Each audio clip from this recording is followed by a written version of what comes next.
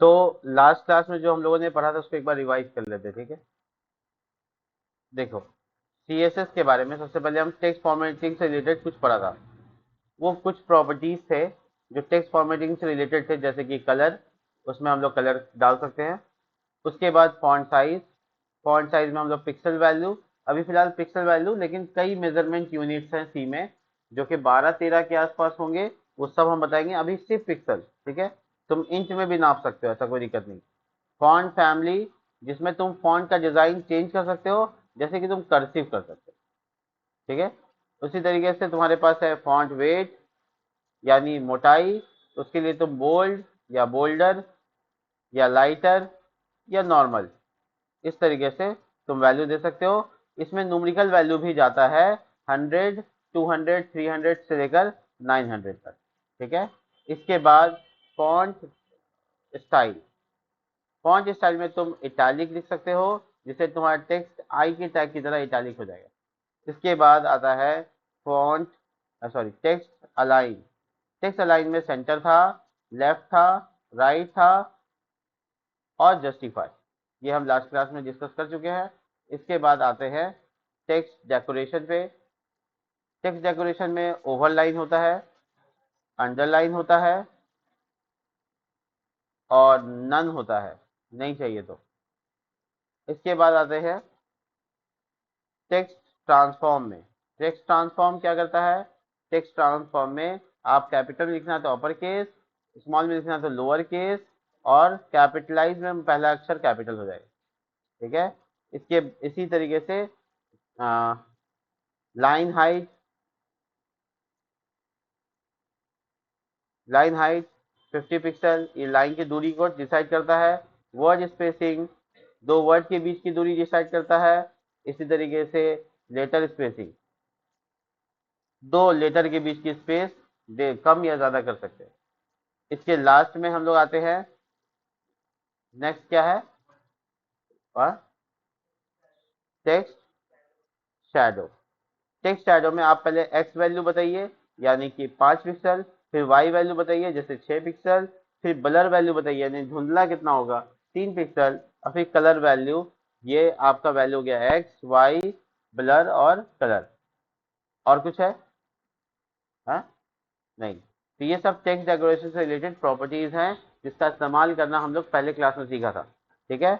उसके बाद हम लोग सीखा सीएसएस बैकग्राउंड के बारे में, जो कि हम लोग नेक्स्ट क्लास में सीखा। उसके बाद सीएसएस बैकग्राउंड, बैकग्राउंड के बारे में एक बार और बात कर लेते हैं। बैकग्राउंड लिखकर, बैकग्राउंड लिखकर हम यहाँ पे लीनियर या फिर रेडियल ग्रेडियंट कर सकते हैं। ग्रेडियंट का अर्थ है एक से ज्यादा कलर को मिला सकते हैं, जैसे रेड कलर और ग्रीन को मिला सकते हैं, साथ में येलो को भी ऐड कर सकते हैं। ऐसे करके हम कई कलर को ऐड कर सकते हैं। लीनियर वाइज में लाइन वाइज होगा, रेडियल में सर्कल वाइज होगा, ठीक है। इसी तरीके से बैकग्राउंड का एक सॉलिड कलर लगाना है तो बैकग्राउंड डैश कलर, और इसके लिए आप यहाँ पर कलर का नाम लिख सकते हैं। इसी तरीके से अगर आपको इमेज लगाना है तो बैकग्राउंड डैश इमेज, इसमें आपको यूआरएल एक फंक्शन है जिसके अंदर में आप पाथ ऑफ इमेज लिख देंगे, ये आपका बैकग्राउंड इमेज लगा देगा। इसी तरीके से बैकग्राउंड डैश रिपीट, अगर आपका बैकग्राउंड रिपीट कर रहा है तो आप चाहे तो नहीं कराना चाहें तो नो रिपीट लगा सकते हैं, या फिर रिपीट सिर्फ एक्स एक्सेस पे लगा सकते हैं, रिपीट एक्स। रिपीट सिर्फ वाई एक्सेस पे भी लगा सकते हैं, रिपीट वाई।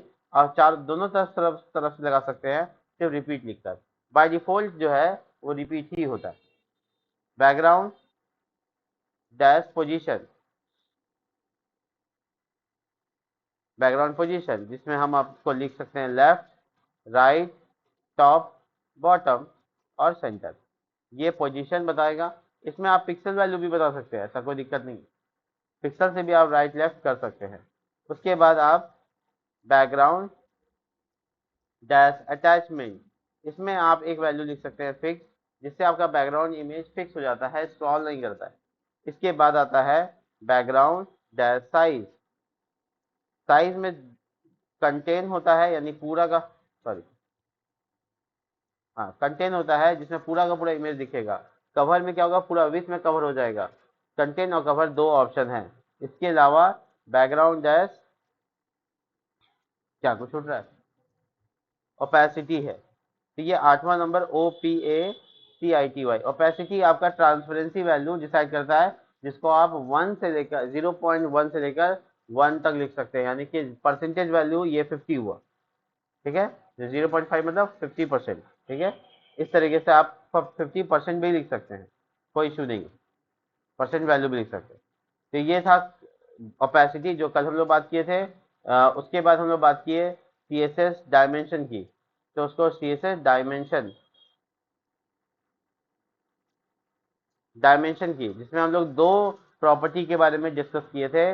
नंबर 1 विथ, जिसमें हम लोग चौड़ाई बढ़ा सकते हैं, और नंबर 2 हाइट, जिसमें हम लोग ऊंचाई डाल सकते हैं किसी भी चीज का। विथ में हम लोग परसेंटेज वैल्यू भी डिसाइड कर सकते हैं। इसके बाद आते हैं CSS बॉर्डर या फिर आउटलाइन। ये कल तक का क्लास में हम लोग CSS बॉर्डर या आउटलाइन को डिस्कस किए थे, जिसमें हम लोग बॉर्डर सबसे पहले देखा। बॉर्डर में सबसे पहले लगाते हैं विथ यानी चौड़ाई, फिर लगाते हैं स्टाइल यानी कि जैसे मान लो सॉलिड, और कलर ब्लैक मान लो। तो पहला वैल्यू जो यहाँ पर रिप्रेजेंट हो रहा है विथ, दूसरा हो रहा है स्टाइल, और तीसरा हो रहा है कलर, ठीक है। इसी तरीके से हम लोग अलग अलग भी कर सकते हैं। बॉर्डर डैश विथ लगाकर 3 पिक्सल लगा दीजिए, बॉर्डर डैश स्टाइल लगाकर सॉलिड हुआ स्टाइल में, डैशेड हो जाएगा, डॉटेड हो जाएगा, डबल हो जाएगा, ग्रूव हो जाएगा। इस तरीके का बहुत सारा स्टाइल होता है। इस तरीके से बॉर्डर डैश कलर भी लगा सकते हैं। बॉर्डर डैश कलर में आप जो कलर लगाना चाहे लगा सकते हैं। किसी एक सेपरेट साइड में भी कलर लगा सकते हैं, जैसे बैकग्राउंड बॉर्डर डैश लेफ्ट, या फिर बॉर्डर डैश राइट, या फिर बॉर्डर डैश टॉप, या फिर बॉर्डर डैश बॉटम। ये सब वैल्यू डाला जा सकता है। देखो डॉटेड ब्लैक, इस तरह से। और एक चीज होता है बॉर्डर का कोना को काटने के लिए, वो होता है बॉर्डर रेडियस। इसके बारे में आज हम लोग बात भी करेंगे, कल हम लोग छोड़ दिए थे इसको। 50 पिक्सल या परसेंटेज दोनों डिसाइड हो सकता है। इससे क्या होगा, बॉर्डर कर हो जाएगा, बॉर्डर मुड़ जाएगा, ठीक है। सेम चीज हम लोग का आउटलाइन में भी होता है, यानी जैसे बॉर्डर होता है वैसे ही आउटलाइन होता है। आउटलाइन जो होता है वो विथ के अंदर होता है, और जो बॉर्डर होता है वो विथ के बाहर होता है। हम यहाँ पे सब जगह रिप्लेस कर दें, सब कुछ सेम रहता है, बस बॉर्डर जहां लिखना है वहां पे आउटलाइन लिखना है, ठीक है। We already discuss about it in previous class, ठीक है। अब इसके बाद यहाँ पर बॉर्डर का काम खत्म हुआ। जो आज का टॉपिक है वो है CSS सिलेक्टर। CSS सेलेक्टर ये प्रीवियस क्लास तक है। अब हम लोग इसमें पढ़ेंगे CSS सिलेक्टर के बारे में। सबसे पहले अगर हमको क्लास बेस्ड सिलेक्शन करना है, सबसे पहले सिलेक्शन होगा क्लास बेस्ड। तो क्लास क्या होता है, किसी भी HTML डिवीजन में, ध्यान से सुनो, HTML में किसी भी डिवीजन में हम लोग क्लास लगा सकते हैं। जैसे ये डिव में लगा रहे हैं, इस क्लास का नाम कुछ भी लिख सकते हैं, जैसे हम बॉक्स नाम रख रहे हैं। तो ये एक डिव बना यानी डिवीजन बना, जिसका नाम क्या होगा क्लास में, बॉक्स। एक बात याद रखो, क्लास का नाम एक या एक से ज्यादा हो सकता है, ठीक है। दो एलिमेंट का क्लास का नाम सेम हो सकता है, कोई दिक्कत नहीं है। तो इसका जो CSS होगा वो एक्सेस होगा, देखो CSS कैसे एक्सेस होगा, डॉट लगाकर। डॉट क्या रिप्रेजेंट करेगा, क्लास को रिप्रेजेंट करेगा, डॉट बॉक्स। तो हम लोग CSS कर सकते हैं। तो पता ही ये चला कि हम बॉक्स के ऊपर सेपरेट CSS कर सकते हैं। CSS हेयर कर दो, तो ये डॉट लगा के हम क्लास बेस सिलेक्टर बना सकते हैं। दूसरा तरीका है, मैं बता दूं, क्लास बेस सबसे ज्यादा रिकमेंडेड है, रिकमेंडेड है, ध्यान रखना, यही इस्तेमाल ज्यादा करना है। दूसरा है ID बेस्ड। ID क्या होता है, एक यूनिक यूनिक नाम होता है जो किसी भी चीज में दिया जा सकता है। H1 में ID इज इक्वल टू, मान लो इसका नाम हेडिंग दे दिया, तो देखो ये जो हेडिंग है वो पूरे के पूरे पेज में सिर्फ एक को दे सकते हैं। क्लास एक से ज्यादा एलिमेंट को दे सकते हैं, बट यहाँ पर HTML का जो ID होता है वो एक टैग में जो दे दिया, दूसरे टैग में वो नाम नहीं दे सकते। मतलब ID यूनिक होता है, और नाम जो होता है वो कई सारे हो सकते हैं। यहाँ पे दो आदमी सुमित का हो सकता है, लेकिन दोनों का रोल नंबर सेम नहीं हो सकता, है ना, इसी तरीके से। तो यहाँ पर जो ID है, इसको अगर हम CSS में एक्सेस करना चाहें, तो CSS में इसको डॉट से नहीं, हैश से एक्सेस करेंगे, यानी हैश हेडिंग। समझ रहे हो थोड़ी बात, देखो तो आईडी और क्लास दोनों का इस्तेमाल कर सकते हैं हम लोग। तीसरा तरीका तो इस्तेमाल करते हुए आए हैं जिसको बोलते हैं टैग बेस। मतलब एचटीएमएल में जो टैग का नाम होता है, जैसे ये h1 टैग एग्जाम्पल के तौर पे, ये h1 टैग, इसका सीएसएस टारगेट करना होगा तो डायरेक्ट h1 लिखेंगे, ना डॉट ना हैश। ये तो हम लोग यूज किया अभी तक, समझ रहे हो। तो ये हम लोग पहले से ऑलरेडी इस्तेमाल करते हुए आए हैं, लेकिन जो तरीका है वो दो और हैं टैग के अलावा। तो टैग में क्या प्रॉब्लम है कि अगर दो h1 होगा तो दोनों का सीएसएस सेम हो जाएगा। मैं आपको करके दिखाऊंगा, देखिए ध्यान से। मैं यहाँ पर सीएसएस वर्क फोल्डर को वीएस कोड में ओपन कर रहा हूँ।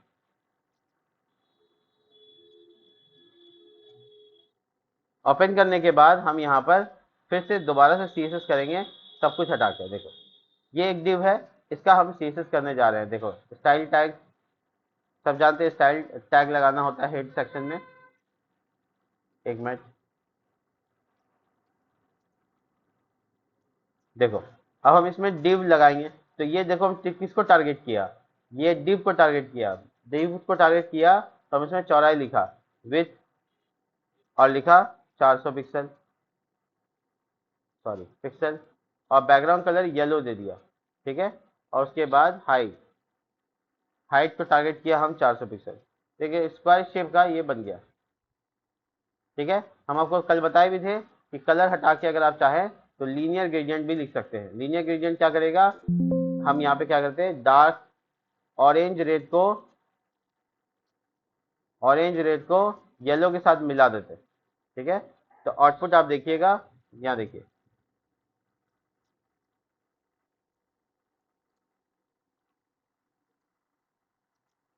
देखिए तो ये दो कलर आपस में मिल गए।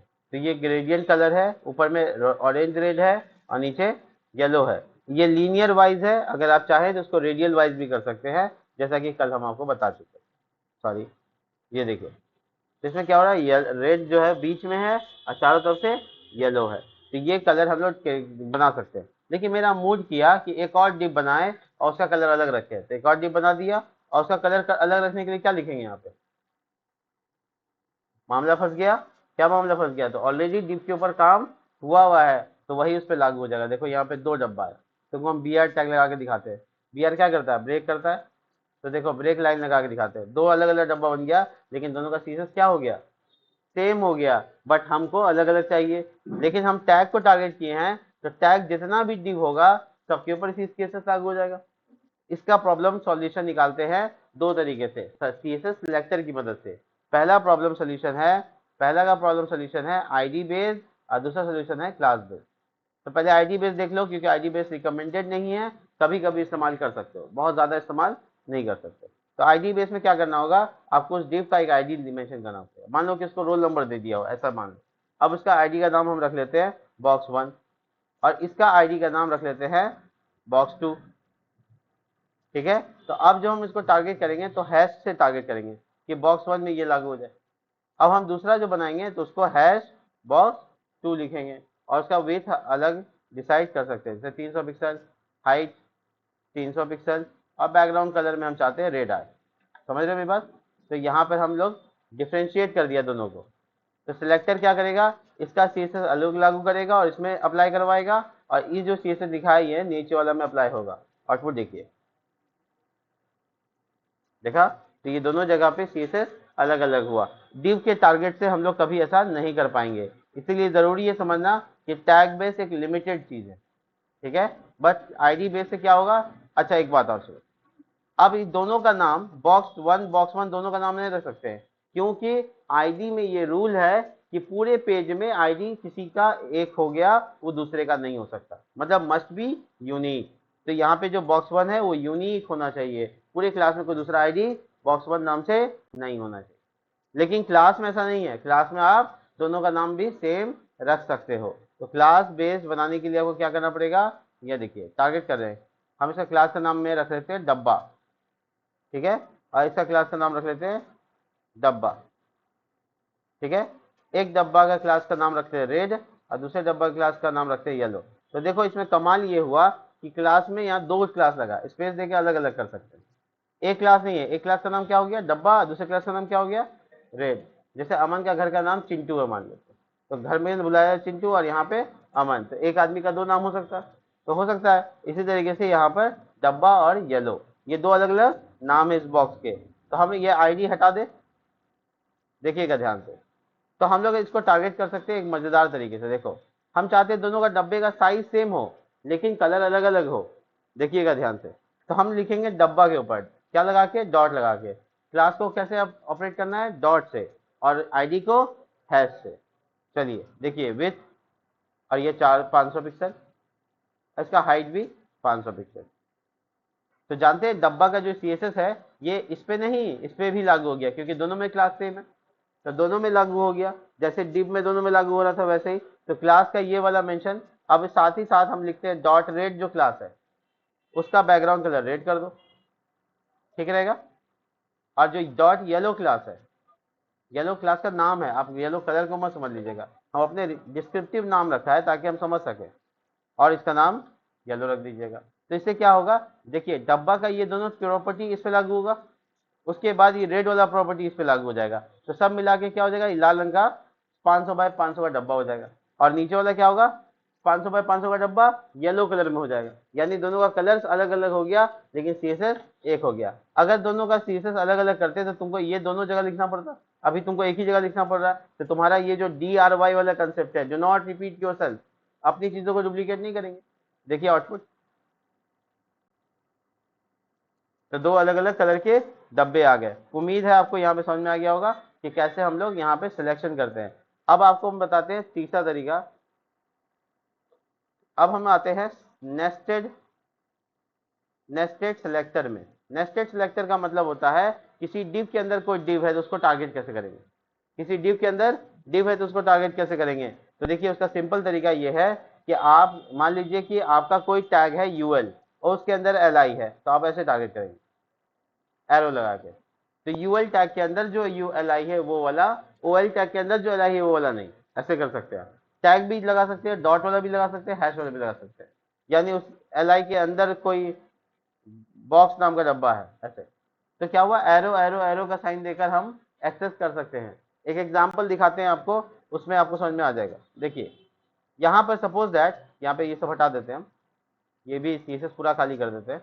यहाँ पे सपोज करो कि मेरे पास कोई UL का टैग है, ठीक है, उसके अंदर LI का टैग है, ठीक है, और कुछ जानवरों के नाम लिखे हुए इसमें, ox, bull, dog, cat, elephant, इस तरह के। तो ये जानवरों के नाम आपको आउटपुट में नजर आएंगे। आप देखिए इसको एक बार, सॉरी, यहाँ देखिए आ गए। हम चाहते हैं कि हर का टेक्स्ट के ऊपर बैकग्राउंड हो अलग अलग, ठीक है। तो हम क्या करेंगे, हम यहाँ टारगेट करेंगे इस तरह से, कहेंगे देखो LI में डायरेक्ट टारगेट नहीं करेंगे, तो बोले UL के अंदर जो LI है, UL टैग के अंदर जो LI टैग है, अगर वो क्लास होता तो डॉट लगता, अगर वो ID होता तो हैश लगता, सेम केस है। तो हम यहाँ पे बैकग्राउंड कलर लगा रहे हैं, और ये देखिए थोड़ा सा गैप, अगर हम आपको बता दें मार्जिन भी होता है एक चीज, ठीक है, मार्जिन बॉटम लगा रहे हैं मतलब नीचे से मार्जिन, तो इससे क्या होगा, थोड़ा अलग हो जाएगा। तो आपको समझ में आ गया, क्योंकि ये ब्लॉक लेवल होता है इसलिए ये यहाँ तक दिख रहा है, कहाँ तक दिख रहा है, पूरा इन तक दिख रहा है। और इसका जो कलर है, टेक्स्ट कलर है, उसको चेंज कर सकते हैं, कलर वाइट, ये देखो।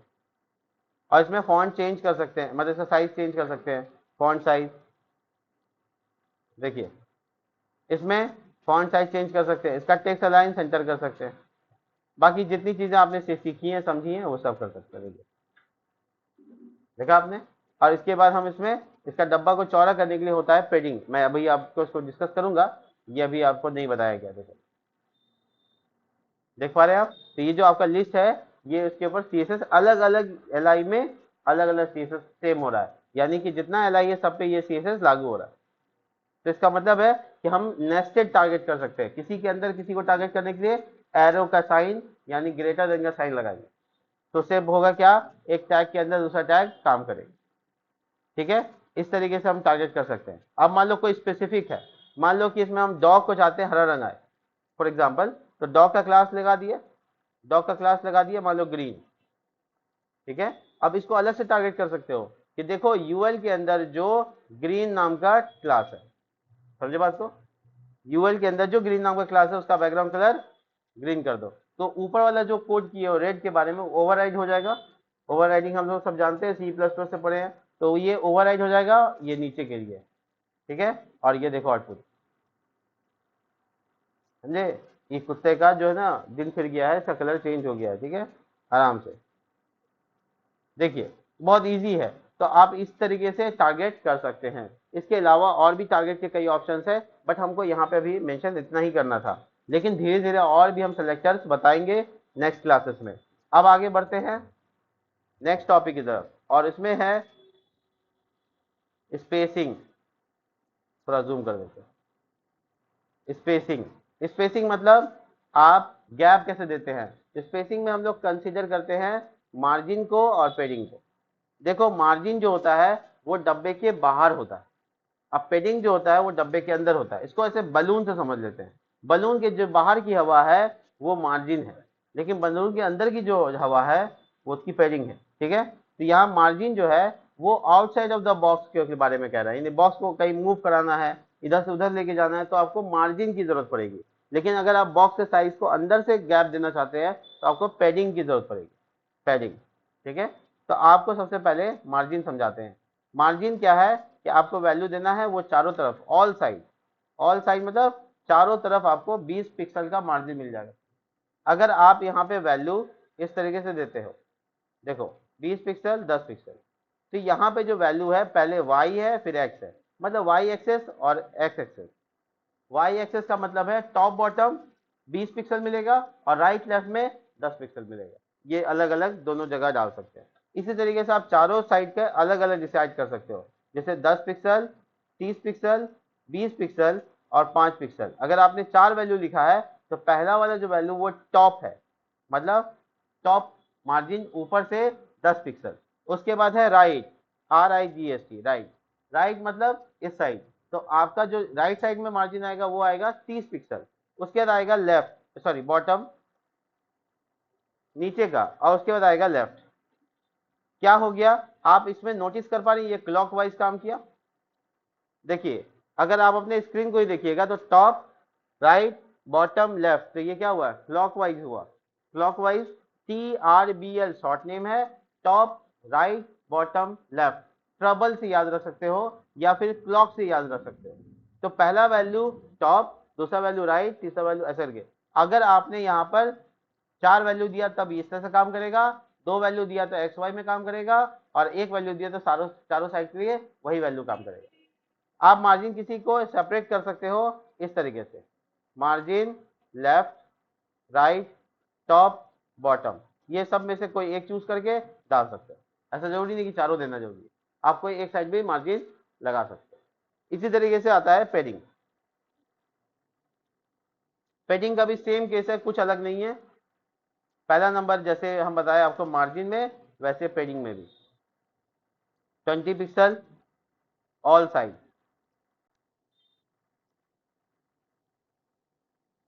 20 पिक्सल 10 पिक्सल, y पहले x बाद में, ठीक है। इसको यहाँ सेमीकोलन नहीं देना, यहाँ देना, ठीक है। आपका वैल्यू वो तो हम डिस्क्राइब करने के लिए छोटी ब्रैकेट लिया, और इसके बाद आते हैं वही, कोई भी वैल्यू हो सकता है, कोई दिक्कत नहीं है, लेकिन 4 होना चाहिए। TRBL ट्रबल, ऐसे याद रख सकते हैं, क्लॉकवाइज काम करता है। तो किसी एक पर्टिकुलर साइड में भी पैडिंग काम कर सकता है, पैडिंग डैश लेफ्ट या पैडिंग डैश राइट या पैडिंग डैश टॉप या पैडिंग डैश बॉटम, तो किसी एक साइड पैडिंग डैश डाल सकते हैं। चलिए इसको प्रैक्टिकल करके देखते हैं कि कैसे काम करता है। इसके लिए हम क्या करते हैं, सब CSS मिटा देते हैं और एक div बनाते हैं।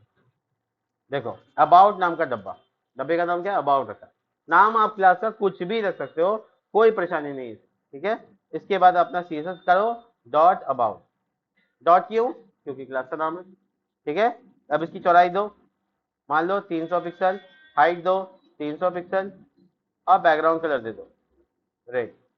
बहुत इजी फॉर्मेट में आप इसका आउटपुट देख सकते हैं। देखिए अब इसके अंदर कुछ लिखते हैं, ध्यान से देखना, हम कुछ लिखने जा रहे हैं, तो हमको नहीं पता हम क्या लिखने जा रहे हैं, बट हम पैराग्राफ लिखा और LOREM डालने से एक डमी टेक्स्ट आने लगता है। डमी टेक्स्ट मतलब आपको पता नहीं क्या लिखा हुआ, बट आपका जगह भर देगा। तो एक बार आप देखिए इस बॉक्स को, ठीक है। इसका हाइट को अगर हम ऑटो लगा दे, अब ऑटो लगा दे तो जितना टेक्स्ट होगा उतना कवर कर ले। ठीक है, तो तुम नोटिस इसका टेक्स्ट को व्हाइट कलर करने के लिए क्या लिखेंगे, डॉट अबाउट के अंदर जो पी टैग है, देखो अंदर नेक्स्ट डॉट अबाउट के क्लास के अंदर पी टैग है, उसका कलर व्हाइट कर दो। देखो आ गया। अब उसका टेक्स्ट, जस्टिफाई, अलाइन, सेंटर, ये सब कुछ तुम यहाँ पे लगा सकते हो। जैसे अलाइन, टेक्स्ट अलाइन, जस्टिफाई, ये मतलब दोनों साइड से बराबर कर दिया। लेकिन तुम नोटिस करो कि डब्बे में कोई अंदर से कोई जगह नहीं है, पूरा शर्ट के लिखा हुआ है। तो इसको जब तुमको चाहिए जगह गैप, तो इसके लिए तुमको पैडिंग लगाना है, क्योंकि इनर मार्जिन है। इनर मार्जिन मतलब पैडिंग। ठीक है, तो पैडिंग लगाने के लिए तुमको लिखना होगा यहाँ पे, ये बॉक्स में लिखना होगा, पैराग्राफ में मत लिख दीजिएगा, बॉक्स में पैडिंग 10 पिक्सल। तो ये 10 जब हम लिखा तो ये सभी साइड में 10 होगा। देखा आपने। अब आप बोलोगे सर नीचे ज्यादा ऊपर ज्यादा हो गया, राइट लेफ्ट कम हो गया, तो इसमें ऑलरेडी थोड़ा सा मार्जिन था, अगर तुमने नोटिस नहीं किया है तो देखो यहाँ। ठीक है, तो ये मार्जिन आपको थोड़ा सा मिल जाता है। लेकिन अगर आपको लगता है कि दोनों अलग अलग जगह चाहिए, राइट लेफ्ट में अलग और इसमें अलग, तो आप ऐसे मेंशन कीजिए। देखिए, तो आपको अंदर से क्या हुआ, मार्जिन मिला। लेकिन बात ध्यान में रखने की है, पैडिंग जो है वो विड्थ को इंक्रीज करता है, जैसे बॉर्डर इंक्रीज करता था वैसे पैडिंग भी इंक्रीज करता है। विदाउट पैडिंग जो डब्बा था वो साइज छोटा था, अब विथ पैडिंग जो डब्बा वो साइज दिखाते हैं। देखो हम आपको सब कुछ दिखा देते हैं। देखिए इंस्पेक्ट में गए और इस डब्बे का साइज देखते हैं कितना दिखा रहा है, 300, और हाइट छोड़ देता है, हाइट ज्यादा है, 300 विथ है ना। अगर हम पैडिंग लगा देंगे तो कितना हो जाएगा, एक मिनट, अब हम विथ लगा दिया तो कितना हो गया 340। तो इसका मतलब है कि 20 इधर लगा, ये कोड में देखो 20 लगा राइट लेफ्ट, तो 20 इधर 20 इधर 40, 340। ठीक है, कल भी हम बता दिए थे। तो ये 340 का विथ हो गया। अब अगर हम चाहते हैं कि डब्बा मेरा घसक कर थोड़ा सा इस कोने में सटा हुआ है, वो डब्बा ही पूरा घसक जाए इधर, तो मार्जिन की जरूरत पड़ेगी, पैडिंग की तब नहीं। तो हम देखो हम लगा करके दिखा रहे हैं, मार्जिन लेफ्ट 100 पिक्सल, 100 पिक्सल डब्बा इधर घसक गया। ऊपर से घसकाना है, मार्जिन टॉप 200 पिक्सल। देखो देखे, तो बाहर से जो बॉक्स के एरिया के बाहर जो एरिया मिल रहा है वो है मार्जिन, और जो अंदर मिल रहा है वो है पैडिंग। ठीक है, इसको समझने के लिए तुम एक डायग्राम समझ लो, margin and padding in CSS, ऐसे गूगल कर लो। और तुम जब यहाँ पे जाओगे तो तुमको बहुत आसानी से बहुत सारे वो है डायग्राम बता देंगे। तुम्हारा एक्चुअल कंटेंट व्हाइट कलर में है, फिर पैडिंग आता है, फिर तुम्हारा बॉर्डर है तो आएगा, और उसके बाद मार्जिन आएगा। बस सिंपल सी बात है। तो इतना सा इस इमेज से समझ लो, कहानी खत्म हो गया। तुम्हारा एक्चुअल कंटेंट मतलब वो पैराग्राफ जो तुमने लिखा है, उसके बाद तुम्हारा एरिया ऑफ पैडिंग, उसके बाद एरिया ऑफ बॉर्डर, बॉर्डर नहीं है तो नहीं आएगा, उसके बाद एरिया ऑफ मार्जिन, तुम्हारा तब एक्चुअल कंटेंट तैयार होता है। तो बेसिकली तुम्हारा जो ये अभी 200 पिक्सल ऊपर से नीचे तक और इधर से इधर तक 100 पिक्सल हम मार्जिन दिया है, इसलिए इधर तक क्या गया।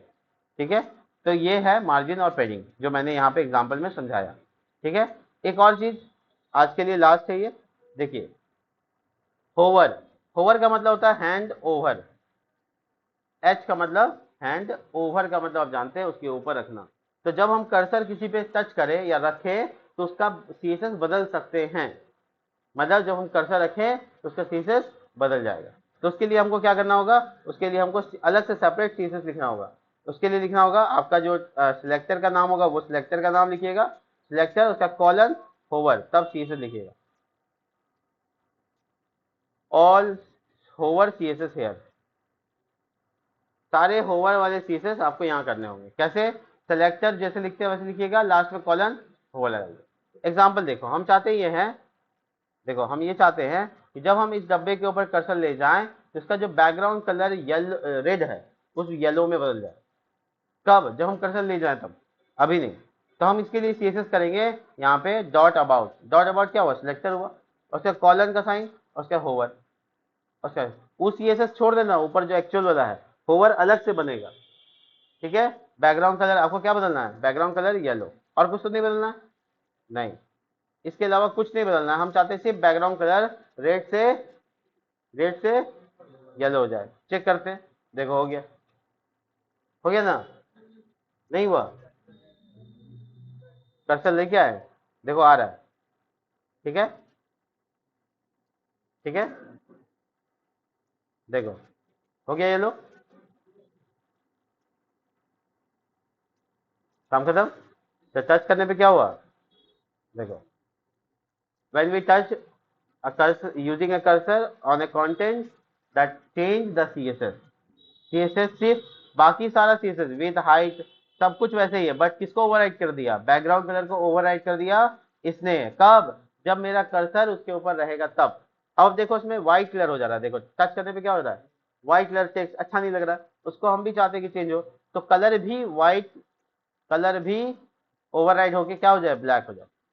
समझ रहे हो मेरी बात, कलर भी, अच्छा सॉरी मेरी गलती है, ये कलर यहाँ पे ओवरराइड करने के लिए ऊपर में होना चाहिए, ये कलर हम यहाँ लिख देते हैं, ठीक है, और यहाँ पे लिख देते हैं ब्लैक, कलर ब्लैक, ठीक है।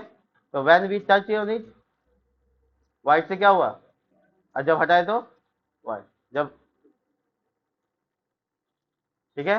और ये बहुत कुछ हो सकता है। अभी देखिए बॉर्डर रेडियस, हम चाहते हैं एक बॉर्डर रहे, बॉर्डर पढ़ा चुके हैं आपको, 10 पिक्सल, सॉलिड, ब्लैक। अब हम मान लीजिए नॉर्मल भी हमको ब्लैक कलर का बॉर्डर मिल रहा है ना, टच करने पे भी बॉर्डर रह रहा है, हम चाहते हैं जब हम टच करें तो ये जो पराठा जैसा शेप है रोटी जैसा हो जाए, नहीं समझे आप, हाँ। तो इसके लिए आपको होवर पे क्या लगाना है, बॉर्डर रेडियस, जो छूट गया था हम बता देते हैं, बॉर्डर रेडियस 50%।